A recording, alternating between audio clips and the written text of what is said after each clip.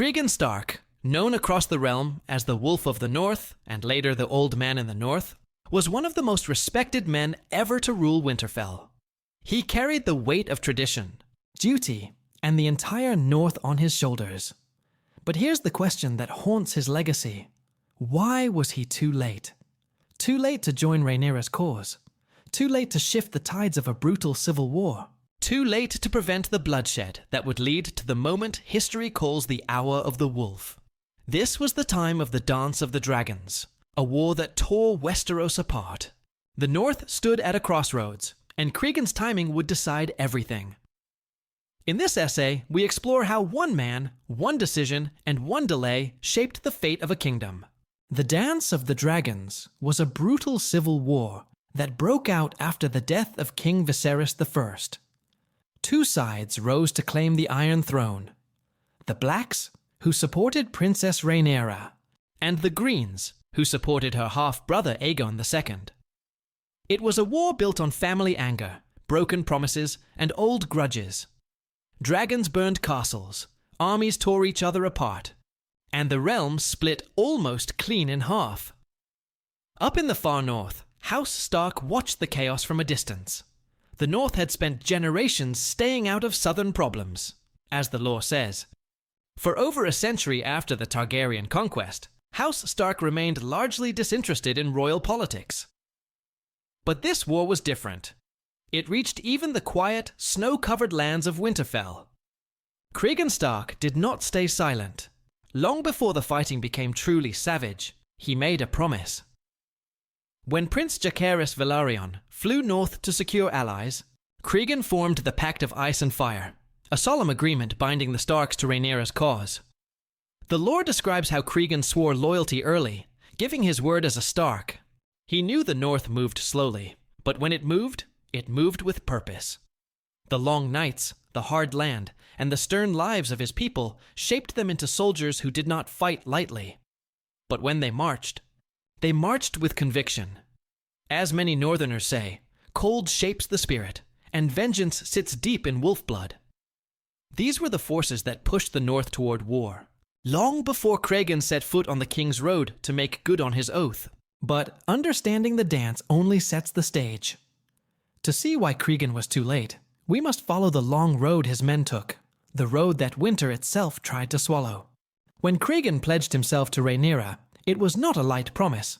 It was a vow rooted in northern honor. According to the chronicles, he swore to send her a host of 10,000 Northmen, a number large enough to decide the Dance of the Dragons if it arrived early. But the North is ruled by the seasons as much as by the Starks. In the North, food doesn't come easy, and waging war with empty storehouses is the same as digging your own grave. Cregan warned their march would need to wait until the last harvest before winter was brought in. This was not an excuse. Harvest was life in the North. Without full granaries, whole villages could freeze or starve before spring. So Winterfell prepared its stores, gathered its bannermen, and made ready for the long cold, then for war. Moving such a massive force south was another challenge entirely. The men had to travel across thousands of frozen miles with limited daylight, snow-covered passes, and supply lines stretched thinner the farther they went. The North does not ride to war swiftly. It moves like the winter itself, slow but unstoppable. When he swore loyalty to Rhaenyra, he meant it with every part of him. But honor cannot change the weather, nor speed up the harvest. By the time the northern host was on the road, the war they hoped to influence had already turned. Rhaenyra fell. Her armies collapsed. Aegon II died by poison. The realm had burned itself out, and the great clash of dragons had ended in ash. Cregan marched, but the moment had passed. Then came the Hour of the Wolf. It refers to 6 dark and uneasy days in 131 AC when Cregan Stark took control of King's Landing. The lore describes how, after the chaos of the Dance of the Dragons, the city was leaderless and tense. When Cregan arrived, he was named Hand of the King, and for those 6 days he held court, settled old scores, and brought a kind of cold justice that only a Stark could deliver.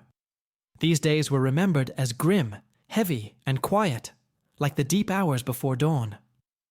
Before Cregan even reached the city, things had already begun to change. History calls this moment the False Dawn.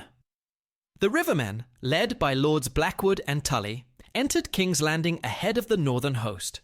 King Aegon II, weakened, cornered, and unable to hold the throne any longer, poisoned himself, as the lore states.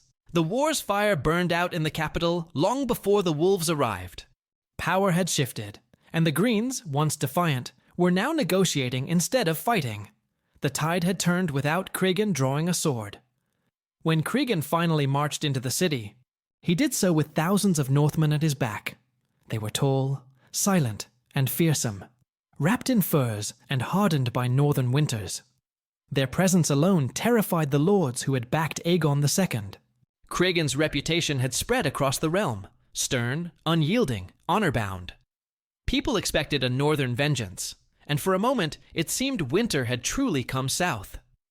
Cregan had planned for more than just a show of strength. According to the chronicles, he intended to march his army to Storm's End, Old Town, and even Casterly Rock, anywhere the Greens still held power. He wanted to finish the war the right way, with justice and fire. But the Greens had already agreed to terms. The fighting was done. The city wanted peace, and even a lord as proud as Cregan had to accept that the realm was finished with war. Still, there were debts of blood to settle. During his short rule, Cregan oversaw the execution of those he deemed responsible for the worst betrayals of the war. The law records that he ordered the deaths of Larys Strong, known as the Clubfoot, and Sir Giles Belgrave. With the greatsword Ice in his hands, Cregan took their heads himself, delivering a kind of justice that was swift and unshakable.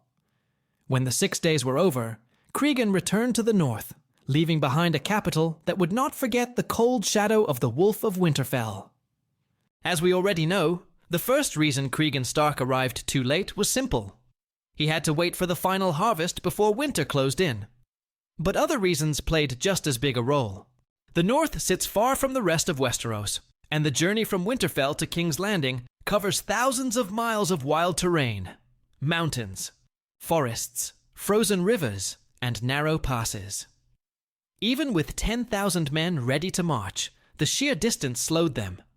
The supply lines were long and fragile, the roads were rough, and the weather made movement even harder. The north moves with the weight of its land, not with the quick pace of the southern kingdoms. At the same time, the war in the south moved much faster than anyone expected. King Aegon II's sudden poisoning flipped the entire battle for the throne overnight. The Rivermen, the so-called Lads of the Trident, reached King's Landing before the northern host could even cross the neck. As a result, much of the chaos had settled by the time Cregan was anywhere near the city. War often depends on momentum, and in this case, the momentum changed before the wolves even reached the battlefield. By the time the north arrived, the prey had already bolted, the dragons had died, and the final decisions were being made indoors rather than on the field. Cregan's own sense of honor made things slower too. He refused to twist Rhaenyra's cause into something ugly or self-serving. He had sworn to her son, Prince Jacaerys, during the Pact of Ice and Fire, and he meant to keep that word exactly. Even after reaching King's Landing, Cregan waited 6 days before agreeing to peace, because he wanted to see whether the terms would hold, or if treachery would show itself. Those 6 days, as the lore notes, were his moment of power, but they also marked the end of any chance to shape the realm's future. While he held court, the political window quietly closed. There were also political realities working against him. The Greens had already begun negotiating, the Blacks were exhausted and leaderless, and the capital was desperate for stability. The North simply wasn't built for fast political maneuvering. Southern houses had networks, spies, and long practice in intrigue. The Starks ruled a land where honor and memory mattered more than backroom deals. When Cregan arrived, the war had already shifted from fighting to rebuilding. He stepped into a world ready to finish the story, not start a new chapter. This is where the deeper meaning comes in. The event is called the Hour of the Wolf for a reason. In folklore, it's the darkest moment of the night, the time when the sleep of reason brings forth monsters. The name wasn't about triumph, it was about tone. Cregan arrived not to conquer, but to judge. Not to roar, but to stand in the last quiet moment before a new dawn. His timing turned him into something mythic, a shadow in the aftermath, the cold that settles once the fire burns out.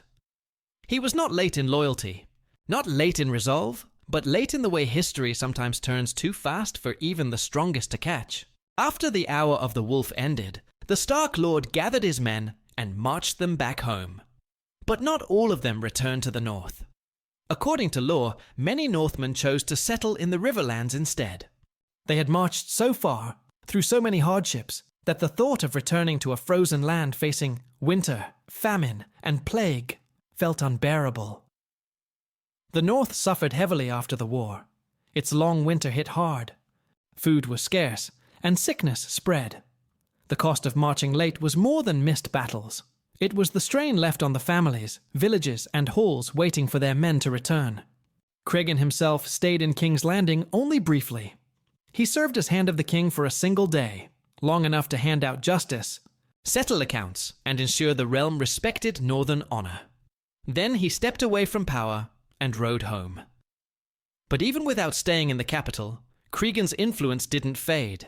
It is told that he ruled the north for decades afterward, maintaining order and strength through some of the harshest years the region had seen. His leadership became a steadying force, and stories of the Wolf of Winterfell grew into legend. The Hour of the Wolf also left a mark on how the rest of Westeros saw House Stark. The North didn't win the war, but its arrival and the justice Cregan delivered gave it a new weight in the eyes of the realm.